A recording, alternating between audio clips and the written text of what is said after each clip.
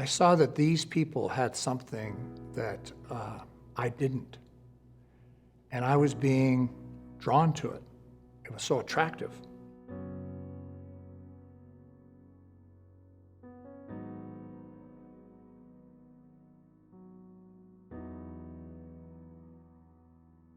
Surely his goodness and unfailing love will follow me all the days of my life, and I will dwell in the house of the Lord forever.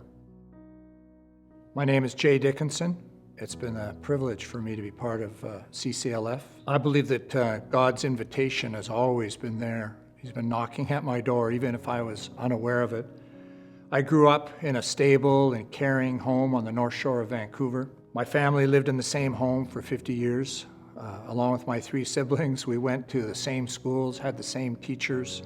And this stability was actually a beautiful gift from God, because my mother, who was raised in a Catholic convent, didn't even know she had a mother till she was 14 when her father passed away. He was an alcoholic. And my parents, dear parents, Bill and Kay, got married in the middle of World War II. And when the war finally came to an end, they decided that they were going to do everything they could to make the world a better place. And they resolved that they would do this through building the strongest marriage and family they could possibly do. And I, along with my 3 siblings, were the benefactors of their efforts, and I'm truly thankful for that. We attended an Anglican church that my parents and grandparents helped build. And I remember sitting in the front row of the Anglican church, and I remember going to Sunday school, and I remember going to the YMCA. I remember going to the Scouts. I remember prayers and Bible reading in our schools. But I don't remember it ever being really life-giving, really grabbing me. And when I expressed my doubts about God's existence to my mom, thankfully she didn't overreact, but said, why don't you get confirmed and then you can decide. So I went all through that, as my mother had asked, and then I did make a choice. But the choice wasn't what my mother wanted me to make. You know, this was the 70s. I came of age in the 70s. You know, we were questioning everything. Life was defined in those days by sex, drugs, and rock and roll. And fortunately, I had sports, which I loved and was pretty good at. That probably spared me from going too deep into the pit. 5 years at university, secular university, probably eroded my faith. And when I traveled as a young man through Central and South America and saw the repeated history of what the church had done to contribute to the oppression of the indigenous people there, I thought, boy, I'd never want to be part of something like that, associated anyway to the church. So I began working hard at a life without God, without His church. I met Kathy. We worked at the same pool, but I fell in love with Kathy. What's not to love? And we got married. I started to teach, started working on a master's degree. We bought our first house, had a first child, turned into 3. And life without God seemed to be working. And so God began to knock a little louder on the door of our hearts in 2 special ways. One was through our children, and the other was through relationships around us. You know, we wanted to take the responsibility of our children very seriously, and so we sent them to Sunday school. And God also put a lot of Christians in our path. Everywhere we turned, neighbors, friends, colleagues, God's people were everywhere. And it was like a net was closing around us. And me, instead of being the fisherman, was now the fish. One example of this was a man named Ken. And it seemed like Ken's full-time job was helping me. I was trying to get a outdoor education program going in an elementary school. And he was just so available. And he began asking me questions that I had no answers to. I'm very thankful for people like Ken who helped us find our way. And if there's a takeaway from my story, it would be never underestimate your impact with other pre-believers. Kathy committed to Christ first. She began attending a Bible study where she could ask honest questions and get honest answers. And so she committed to Christ and was baptized. I was much more hesitant to join in the party. And it first began when my son Cam returned home from Sunday school. And I asked, how was Sunday school, Cam? And he said, oh, it was great, Dad, thanks. But I'm not going anymore. And so I asked Cam, well, why? Why not? He says, well, I'm not going because you're not going. And this is a 7-year-old kid, but I think it was the word of the Lord. And so the next Sunday, I went to church, and I took my questions, and I began a journey. And I don't know when. It was sort of a process. I can't remember, sort of a magic moment.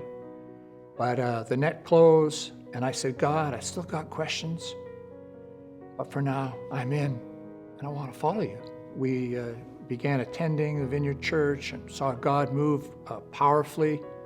And one night in a life group, and I didn't even know there was such a thing as a baptism of the Spirit, but I received God's Spirit very powerfully. And I laughed and I cried and I shook, and that's what was going on the outside. But on the inside, God was lighting a fire in me. So we just started digging in, rolling up our sleeves and growing. We began to go to Mexico on short-term missions trips. The first one, we built a house and had a party for a family. And it was so life-giving. I said, I want to do this for the rest of my life. And we did. For about 25 years, we took teams, helped out, gave away groceries, prayed for the sick. It was about this time that God interrupted our lives and asked us to go to Russia to adopt our daughter, Ellie. And doing that, being part of that mission, probably the most important thing we did with our lives, God taught us a really important lesson, and that was, there's always room for one more in God's family. In our home church, we began leading life groups, and these multiplied without us really even trying. And pretty soon we had a network of 5 groups, and this became a church plant in Abbotsford, which Kathy and I were the leadership team of. And the church started fantastically. Everybody was all excited, but about 4 years in, and the church began to shrink. People began to leave, and my leadership team, which was now our very best friends, we were spending so much time together, dreaming and building this thing, eventually asked Kathy and I to step down. And so it was really hurtful, and we thought, I thought we were following God. How could this happen? I realized that they must see something. My leadership team or my friends, they must see something. And so I signed up for some counseling, and I just told the counselor, you can ask me anything, open any door. I've got to wrestle with this and find out what it was. And it turned out there was some deep things in my life that were tripping me up a little bit. Probably wasn't the whole problem, but it was so good to get free, that God healed me and freed me. A part of the healing was being invited into another church plant and being part of the leadership team and seeing the church working again. So for about 10 or 12 years, I taught part-time and helped out in a local church, did some pastoring. And then about 55, I was really restless. And I thought maybe it's missions. And so one day my brother came to Kathy and I and said, we bought this ranch up in 100 Mile House, and he asked, would we go up there and help out, keep an eye on things, be a family presence? So we said, well, what if we try it for 1 year? And at the end of the year, we have an honest conversation about how it's going. And so we came up, and one night, playing basketball with Rick, I asked him what he did, and he said, oh, I'm a pastor. And so I said, well, we'll come to your church on Sunday. And we did. And it hooked our heart. This is our church. This is where we belong. We love it. And so 14 years later, we're still here. And it brings great joy to our hearts. We could have been sidetracked long ago. We're so thankful that God led us through that valley. And we love the church even more now. And so looking ahead, I have confidence that the best is yet to come. Kathy and I, who struggle in our own marriage, want to do everything we can to fight for marriage in our church community, that the church should have the best, strongest marriage, attractive to people. We want to invest in young people, beginning with our precious grandchildren. And we want to end well, and we want to help others end well. Finally, we still long to see God move powerfully in our midst, and so we pray toward that end and we look with expectation. I've lived a God-blessed life, and I'm very thankful.